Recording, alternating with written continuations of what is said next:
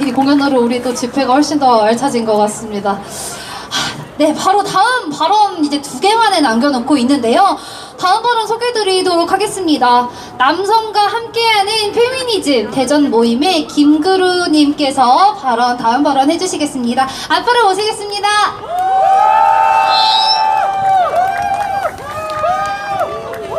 안녕하세요. 남성과 함께하는 페미니즘 대전 모임에서 나온 김구루라고 합니다. 제가 남자라 그런지 반응이 더 뜨거운 것 같네요.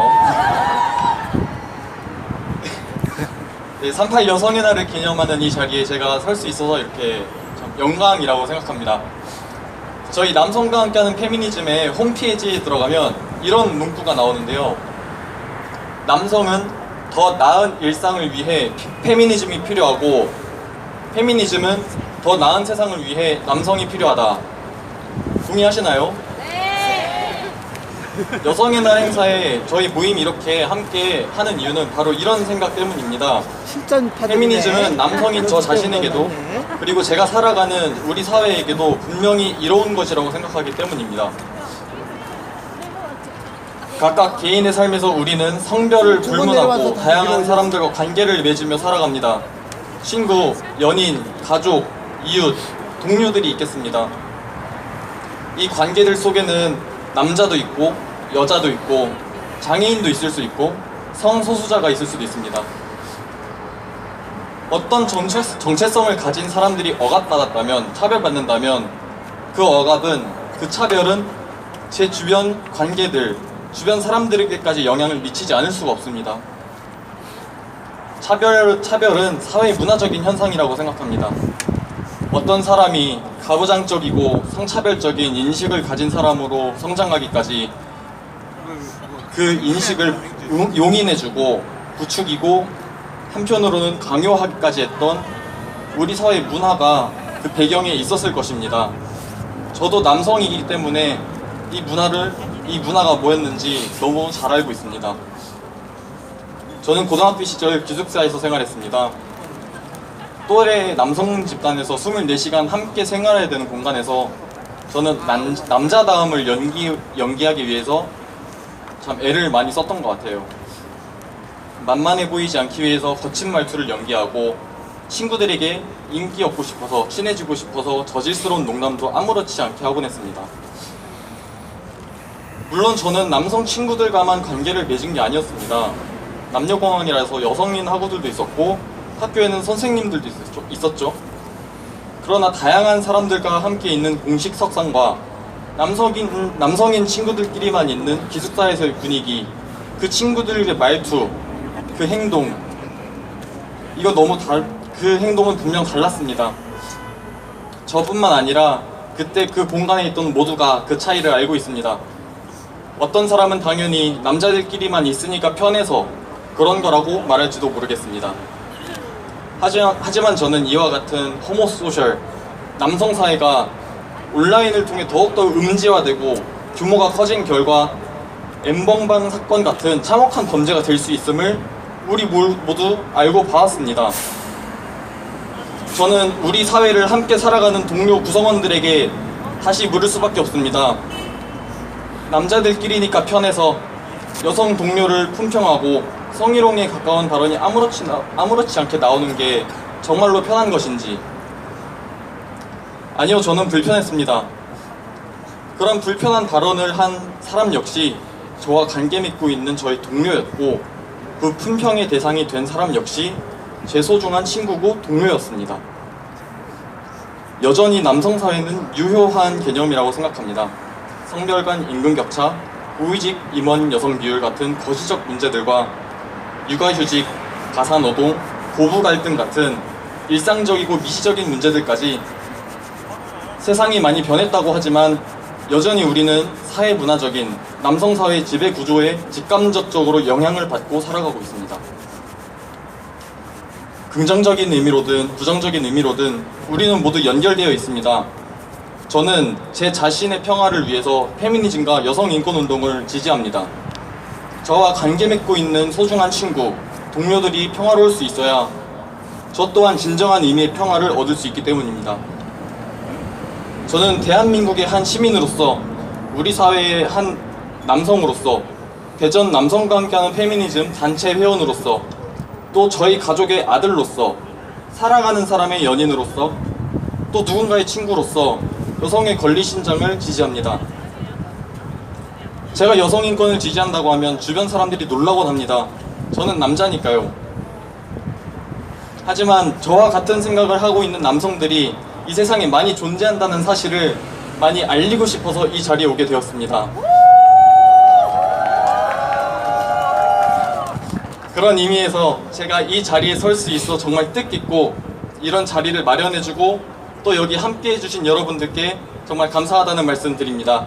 저희는 늘 여러분과 함께 있습니다. 감사합니다.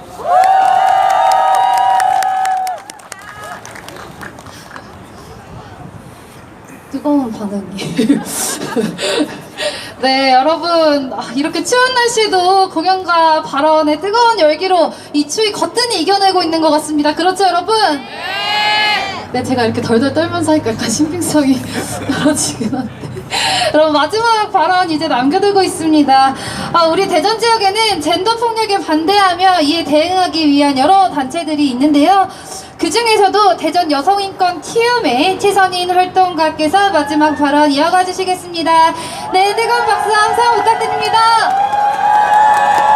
네, 안녕하세요. 3.8 여성의 날을 기념하며 발언을 하도록 하겠습니다. 혹시 발언하다 제 목소리가 떨리면 추워서가 아니라 분노의 절규로 떨리는 걸로 이해해 주시면 좋겠습니다.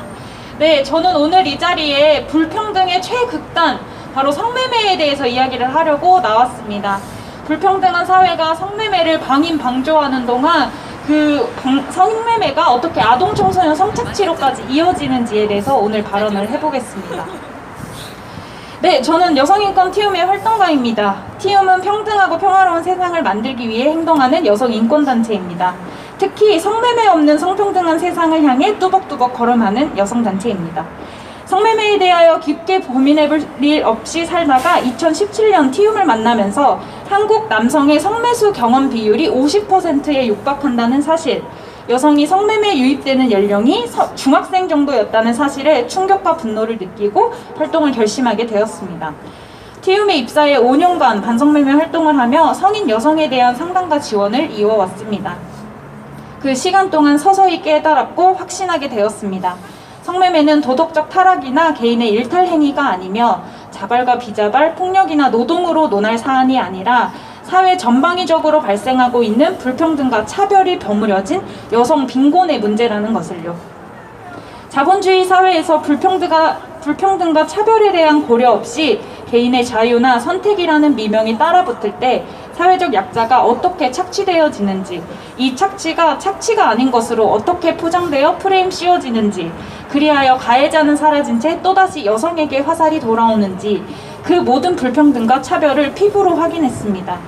정책과 사회적 시선이 따라와주지 않는 상황에서 여성들 곁에 서 있는 또 다른 여성들이, 그리고 내가 할 수 있는 것이 고작 언니 너무 고생 많았겠다 라고 밖에 할 수 없을 때, 당장이라도 세상을 바꿔내지도 과거의 언니 옆으로 달려가지도 못할 때 항상 무력했습니다.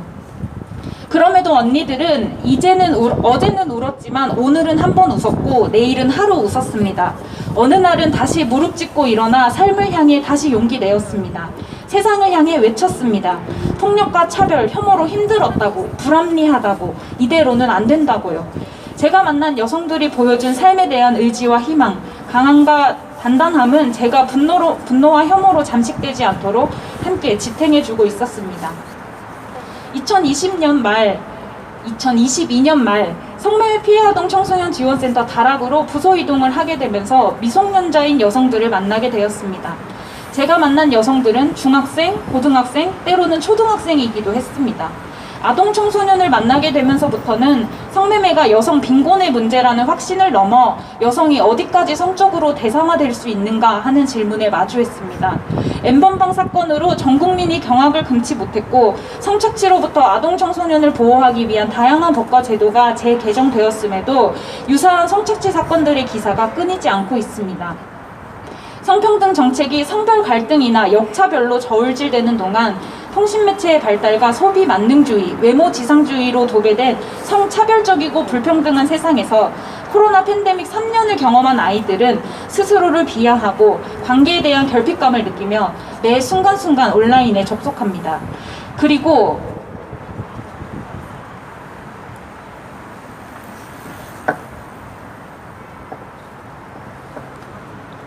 어떠한 취약성이든 그것을 미끼로 여성들에게 접근해오는 자들은 댓글로, 메시지로 너 참 예쁘다, 너 참 외로웠겠다 말하며 다가옵니다.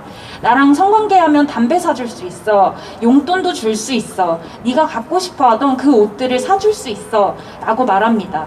취약성을 빌미로 접근하는 대부분의 매체가 온라인이 되면서 온라인에 접속하는 모든 아이들이 성착취 피해의 대상이 되었습니다.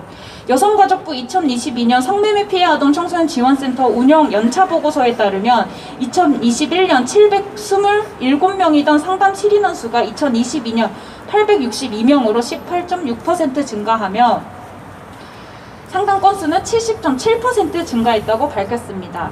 제가 일하고 있는 대전의 다람 역시 2023년 총 상담 건수가 2022년 대비 12% 증가하였으며 내담자의 연령 비율은 만 16세 이하가 전체의 52%를 차지했습니다.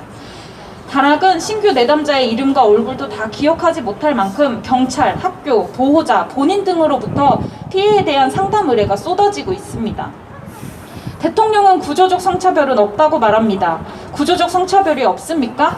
지금 당신들이 없다고 말하며 건재하고 있는 구조적 성차별의 세상에서 성차별에 기생하여 존재하는 각종 여성폭력 범죄들이 나이를 불문하고 학교 안, 가정 안 여부를 불문하고 보호자의 소득 수준이나 직업을 불문하고 쏟아지고 있습니다.